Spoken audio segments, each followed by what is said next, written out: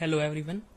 Today we will derive the equation of motion for vibration of undamped 2 degree of freedom system. Okay.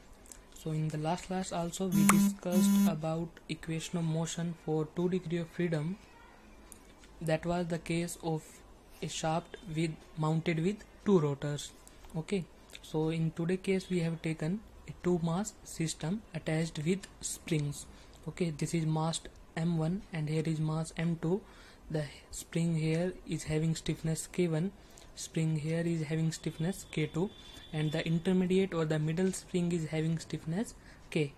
Okay, so we give deflection to mass M1 as x1 and deflection to mass M2 as x2.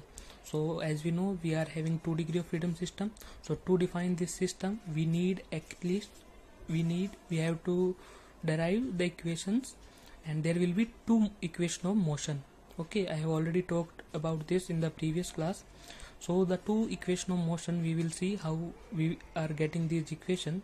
So let us suppose we give deflection to this mass M1 as x1 in this direction. Okay, so we know the basic equation of motion with 1 degree of freedom is mx double dot plus kx is equal to 0. Okay, so here we are getting m1 x1 double dot plus k1 x1 because this spring will deflect x1 only because here it is fixed, and the deflection in this spring will be the net deflection of x1 and x2 because we are moving this as x1 and this as x2, so the net deflection in this spring will be x1 minus x2. So the equation we are getting will be is m1 x1 double dot plus k1 x1, here is only x1, k1 x1 plus k, the net deflection here is x1 minus x2 equal to 0, or by simplifying this equation we are getting m1 x1 double dot plus k1 plus kx1 minus kx2 is equal to 0.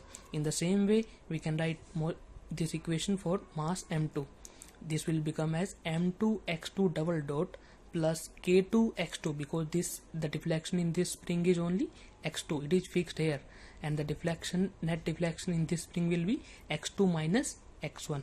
So the equation become m2 x2 double dot plus k2 x2 plus k x1 x2 minus x1 equal to 0, and again by simplifying this equation we are getting this equation m2 x2 double dot plus k2 plus k x2 minus k x1.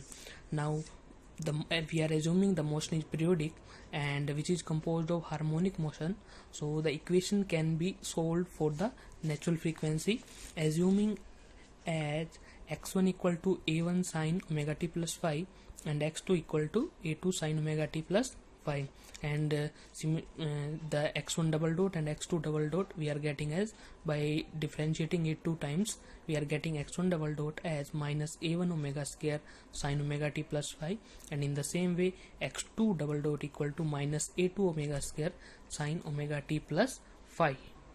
Now we will just put the value of x1 double dot and x2 double dot in these two equation 1 and equation 2. The value we will put the value of x1 double dot and x2 double dot. So by putting the value of x1 double dot here, we are getting minus m1 a1 omega square sin omega t plus phi plus k1 plus k a1 sin omega t plus phi minus k a2 sin omega t plus phi equal to 0. Again solving it, we are getting a1 k1 plus k because sin omega t will be cancelled out, a1 k1 plus k minus m1 omega square minus a2 k equal to 0. This is for mass m1, and for mass m2 the equation will become similarly minus a1 k plus a2 k2 plus k minus m2 omega square equal to 0. So we can write this equation in the form of matrix. So in the form matrix we can write as k1 plus k minus omega square m1 minus k, again here minus k, and here k2 plus k minus m2 omega square, and here a1 a2 equal to 0. So the solution for the equation will be that by putting the determinant of this matrix equal to 0, if we put the determinant of this matrix equal to 0, we can find out the value of omega. Okay, so by putting the determinant equal to 0, we are getting this equation: omega to the power 4 minus k1 plus k2 by m2 plus k1 plus k by m1 omega square minus k1 k2 plus k1k plus k2k divided by m1 m2 equal to 0. So we will get here the two values of omega square, because it is 2 degree of freedom system, so we are getting the value of omega square two values. Okay, so the solution of the equation will give us the two natural frequencies. Okay, so we can solve this equation by assuming that k1, if we assume that k1 equal to k2 equal to k and m1 equal to m2 equal to m, so the equation will become simplified, and we will try to solve what are the solution we are getting for these two conditions. Okay, so if we put k1 equal to k2 equal to k and m1 equal to m2 equal to m, then we are getting omega to the power 4 minus 2k upon m plus 2k upon m omega square plus 3k square upon m square equal to 0. And solving this equation, quadratic equation, we are getting omega square equal to, like we know, minus b plus minus root d, that is b square minus 4ac upon 2a. Okay, so we are getting two frequencies. One is omega 1, that is for the frequency of first mode. I already told you we are getting in 2 degree of freedom 2 mode of frequency. The least is called as first mode of frequency, and the higher one is called as second mode of frequency. So here we are getting omega 1 as under root k upon m and omega 2 as under root 3k upon m. Now we will find out the ratio of amplitudes a1 upon a2 at both of these two modes. So if we put omega 1 equal to under root k upon m, we will get a ratio of amplitudes at first mode of frequency. So by putting this value omega 1 equal to under root k upon m in the previous equation, we are getting a1 upon a2 as 1. Okay, this will be cancelled out, and we are getting as it 1. Ratio of amplitudes for first mode of frequency is 1. Similarly, if we put the omega 2 equal to under root 3k upon m, then we will get the ratio of amplitudes, that is for the second mode of frequency, and we are getting this as minus 1. Okay, so now we will find out what is the physical significance of these ratio of amplitudes. So we have seen that for first mode of frequency, the ratio of amplitude is 1, a1 by a2 equal to 1, and omega 1 is under root k upon m. Now both the masses move in the same phase with equal amplitudes for first mode of frequency.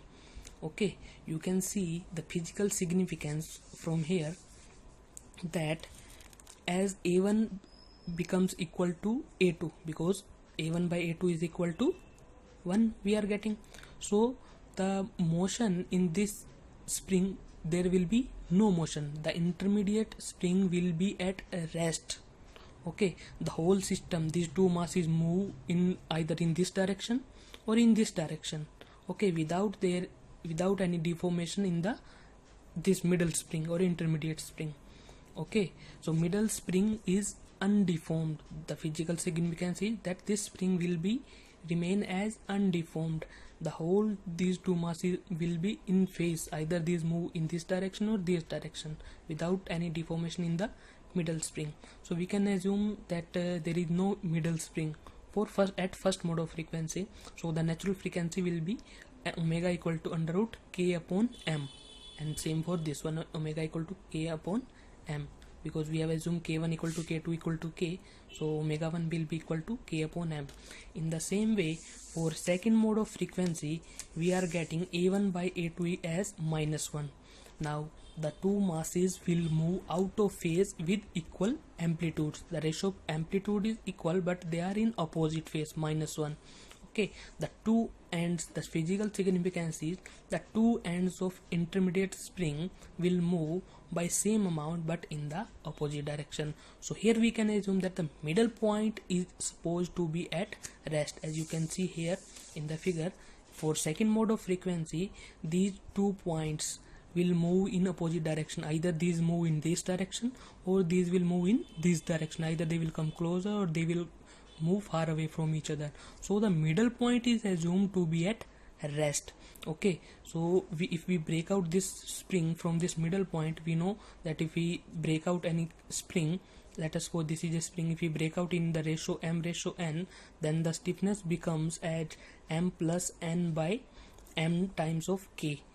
Okay, so if we break out it from this middle point, so the stiffness of this spring will become 2k double, and similarly stiffness for this spring will become 2k. So if we assume this spring and this spring only, 2k and k.